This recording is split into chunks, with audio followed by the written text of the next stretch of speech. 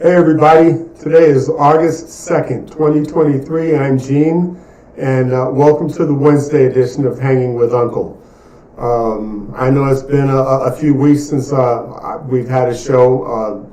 I was in Montreal celebrating my 10th wedding anniversary and was gone for a couple of weeks, and here I am, I'm back in the saddle now. But I kind of want to start the show with just something that really touched me. I don't know if touched is the right word, but it definitely made me do some thinking, because we're going to talk about our educational system today. And I want to kick it off from this reference point, okay? So a shout out, first of all, to my new friend that I met in Montreal, Stacy, at the Moose Bar. Hi, Stacy. How you doing? She taught me some drinking games, and of course I lost, but it was fun.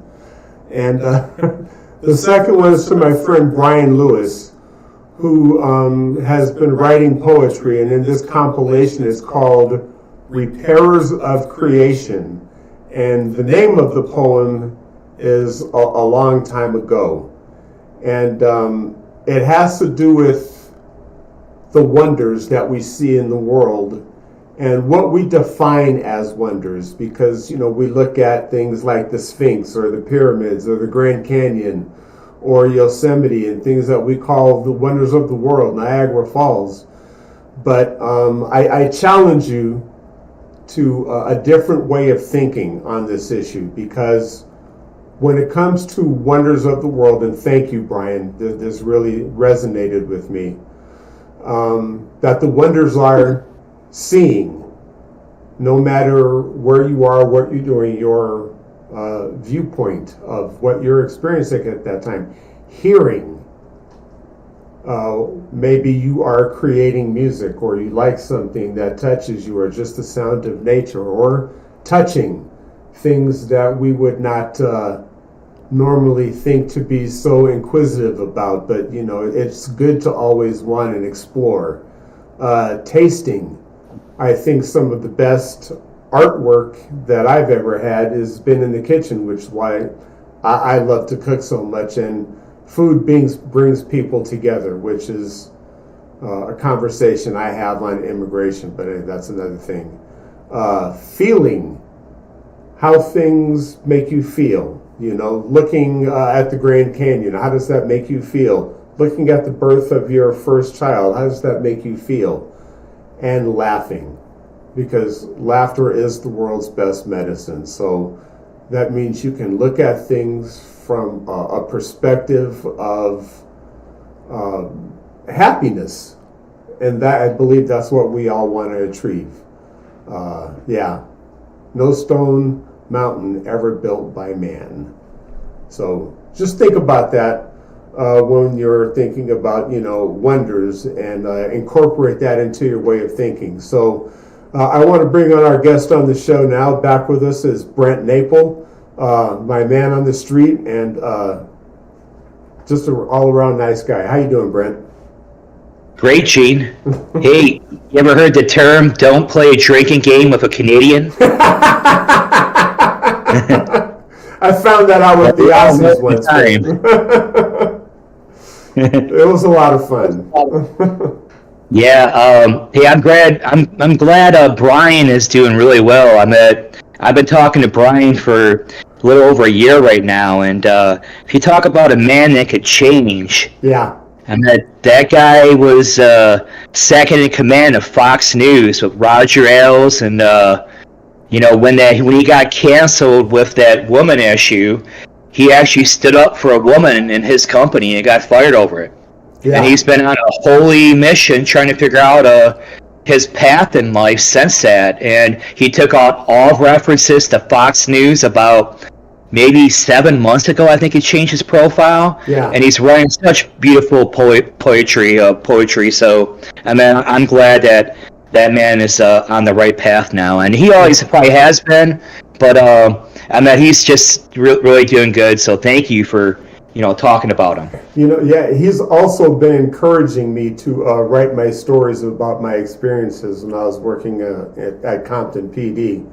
And I've started writing some outlines, but every time I sit down to write, I could go in so many different directions. It's hard to put my thoughts in a path that I think would flow. Yeah, man, we got some great writers in our chat, so we got a lot of poetry. We're pretty lucky. Yeah. But man, public education, man. We talked about that a little bit last time you were on the show. And, after reading Brian's poem like that, I just thought that it would be good to talk about, because those are things that a good teacher is going to bring on in a student and challenge your way of thinking, and not be so not just another brick in the wall looking at things the same way everybody else does. And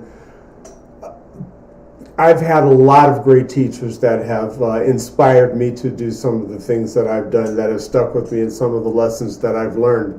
That not necessarily have come from a book, but just some really good advice about how to approach life in my future as I was leaving my educational career. So I had teachers where I would go visit them, and I had them in second grade, fifth grade, and I would see them all the way through high school. Some of them made such an impression on me that I wanted to learn more from them, and they were willing to teach me and get me into the political system. My first time out in the voting process was Mr. Piccinini through the Fraser School District in Michigan. Yeah. He started teaching me the political process and everything. So when you meet a teacher, it really could affect your life and make positive change for your child. But you want to make sure that you're getting the best educational information possible. You want to have a wide range of topics. Like a scientist, if they're all talking the same language, it's hard to get anything new or learn anything new. So you put in a lot of different nationalities, a lot of males and females. A little bit of conflict will actually make you push your mind more, and you expand it, and new things and great creations happen. Absolutely. The same thing with a child. You're nurturing your child to be the scientist of tomorrow. So you need a great cross section of information and challenge to actually make your child succeed in a global environment. And that you're absolutely right. And one point I want to bring up why it's so important. I mentioned when we were on last time that there's plenty of money in our educational system if our politicians would stop stealing it.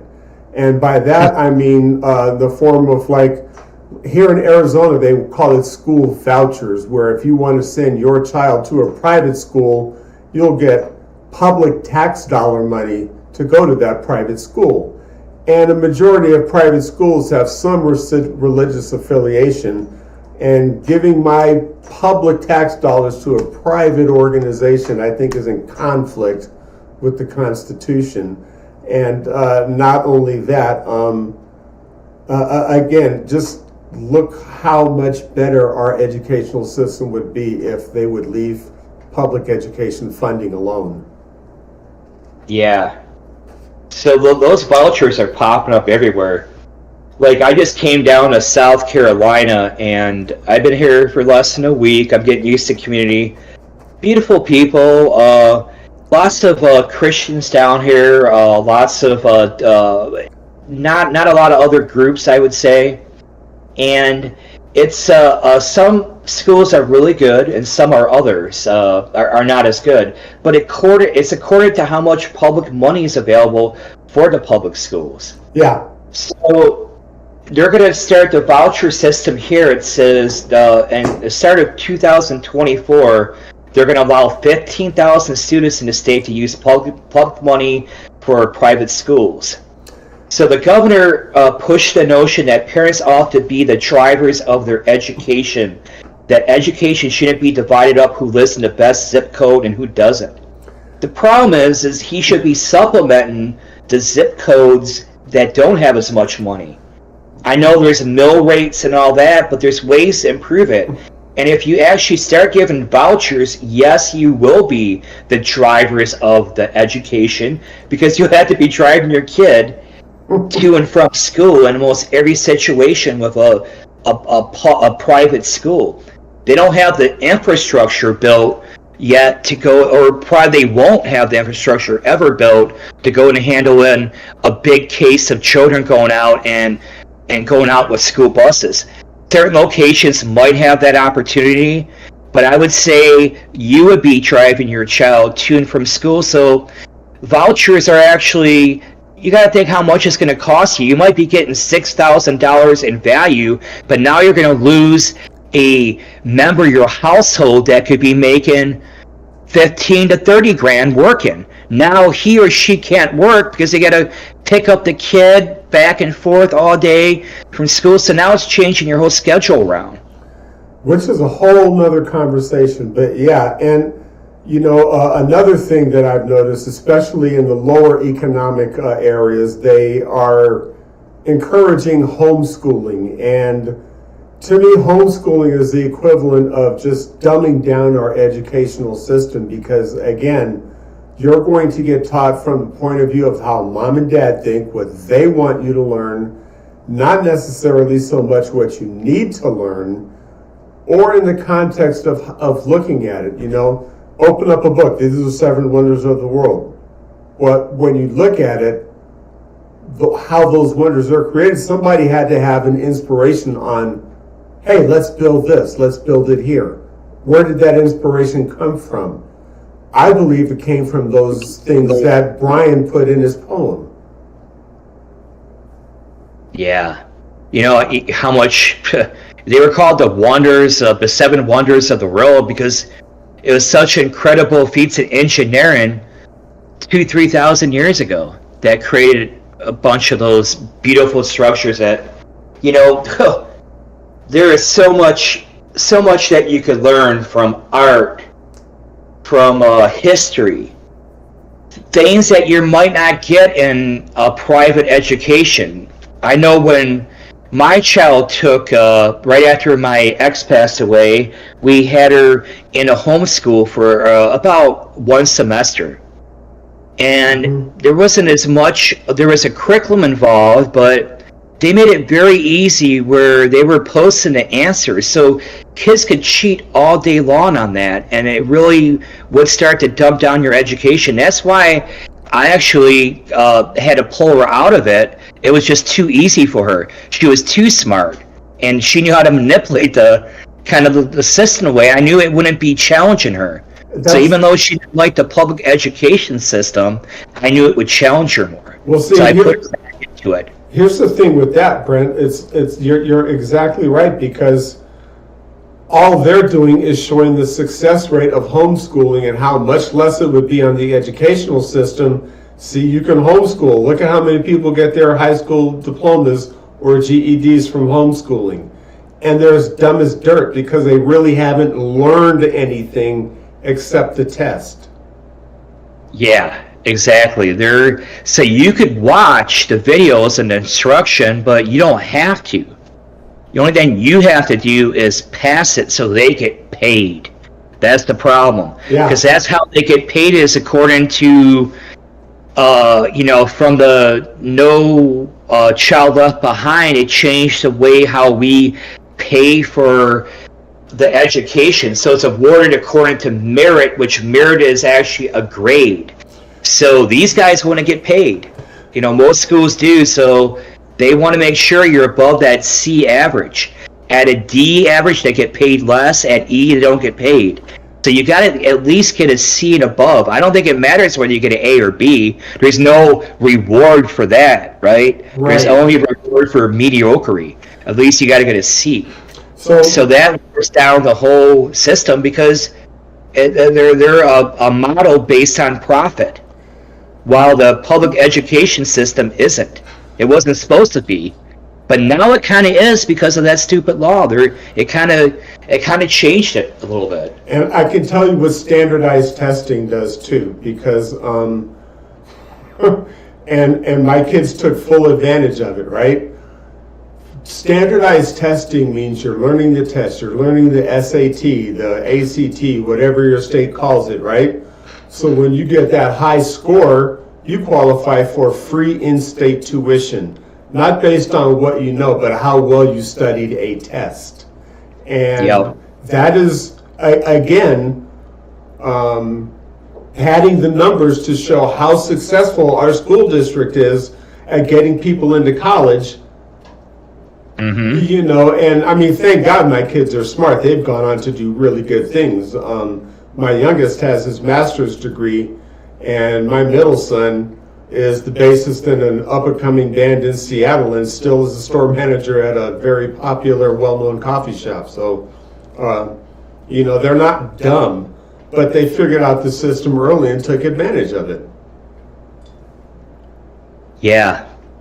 You know, I think we got blessed with our children. We kind of pushed them to be the best they could be. We challenged them. Because the challenge they're getting right now in the school district has been dumbed down. So we as parents have to actually take the forefront of our. It's always supposed to be that. It was always supposed to be the public education system was helping us to have our children succeed. We were actually the ones that were helping along too, going to PAC meetings, going to school board meetings, and actually sitting and listening and try to help out your school district. Now it's been about attacking your school boards, attacking everything.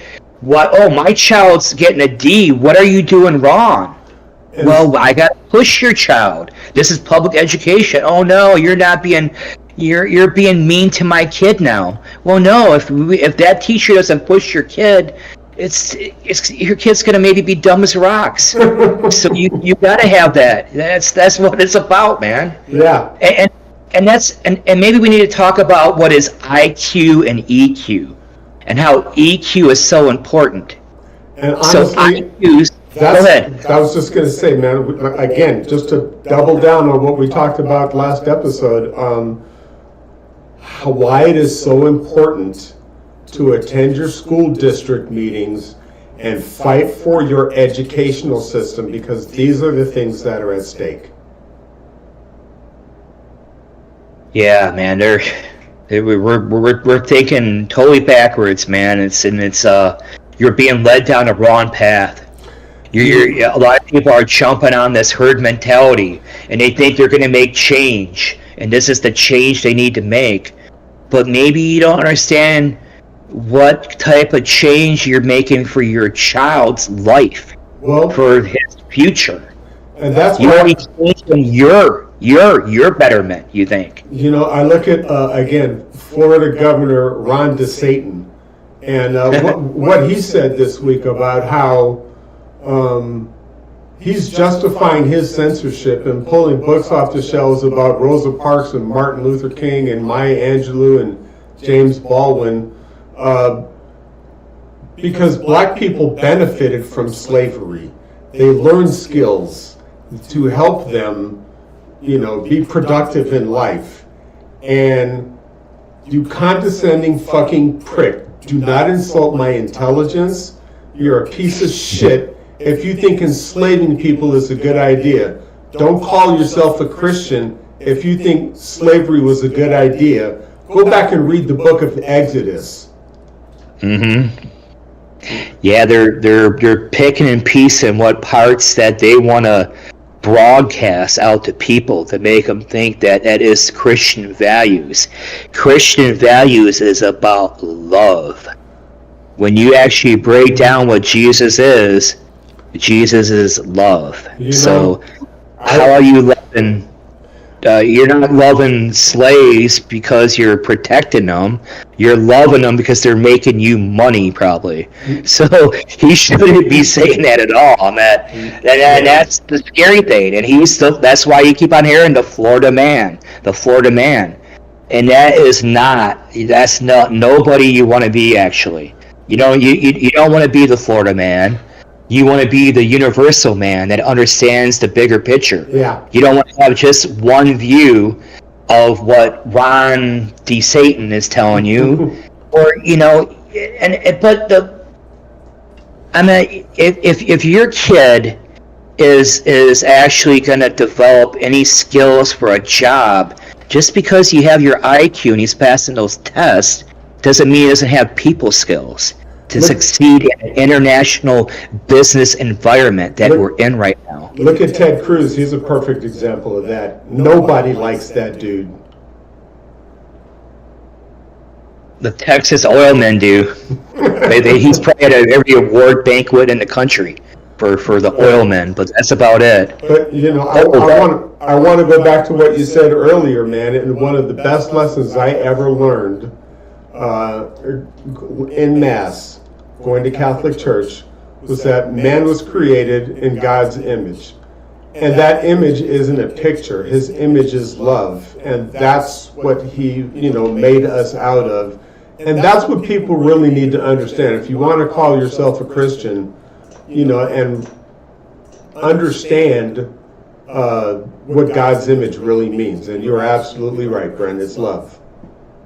Yeah, and I'm very accepting of all religions. I don't define my religion. But today I went in and I cooked for 200 Christians today at a church because I'm part of a community.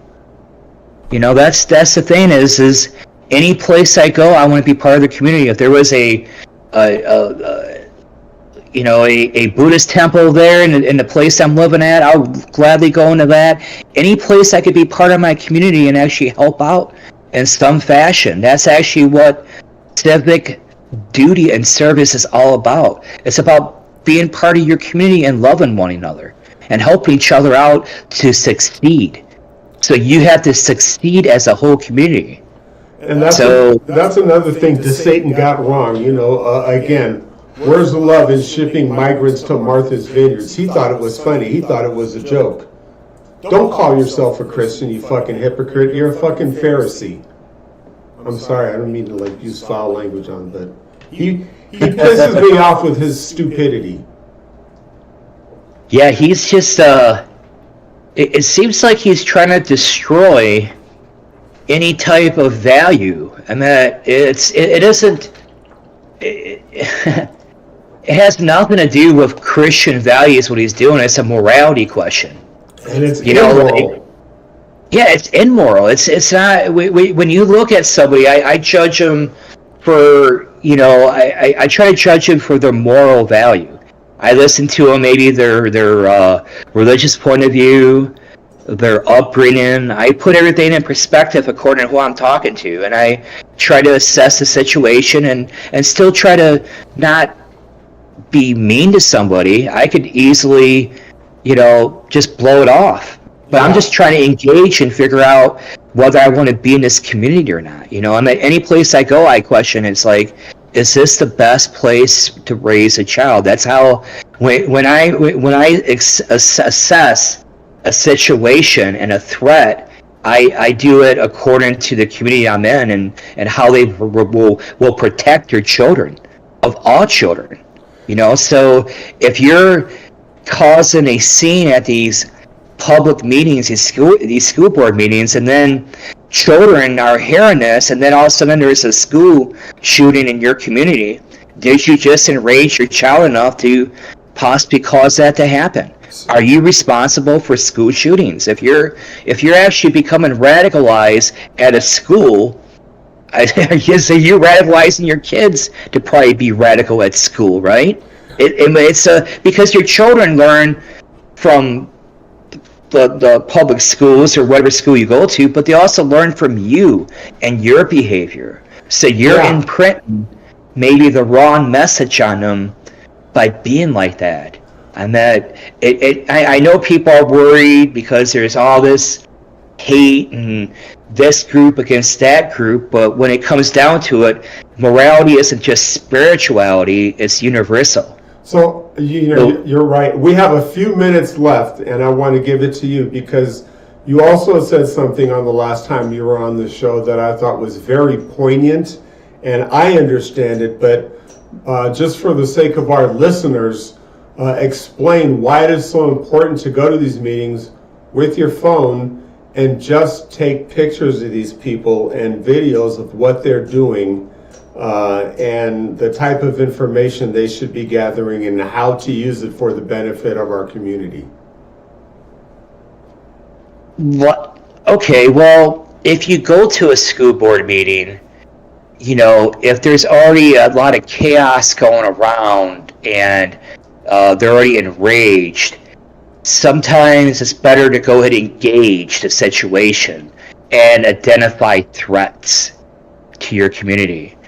So you could actually possibly start recording this information, putting on some type of database, which with AI would be very easy to create for your community, or even on LinkedIn. You could start a private group of, say, where I'm at right now, Horry County School Boards, and then posting pictures about this, and then you're starting to expose who is radicalizing your community a little bit. Then their bosses are going to have to deal with this, because LinkedIn is a public business site. Do they want a radical person like that spewing hate representing their business or not? Very good. And what do you think would be a good way? No, that was very well explained. I'm glad you came back on. I'm very glad I had the chance to ask that question of you. I wish we had more time, but yeah. I want to say thank you again for coming on the show. And I forgot again, it's been so long. I have to get back into the swing of doing things. If you have not already, please hit the subscribe button. We're really trying to grow the channel. And hit that thumbs up button, the like button. It really helps to spread the news out. And if you want to be notified when we put new content out there, please hit the notification bell. All right. Well, thanks again, Brent. Yeah, no problem, man. I'm looking forward to talking again, man. We're all just trying to help. So Thank you for what you do, brother. Thank you, man. Thank you very much. And thank you for hanging with Uncle, and Zane and I look forward to seeing you on Friday.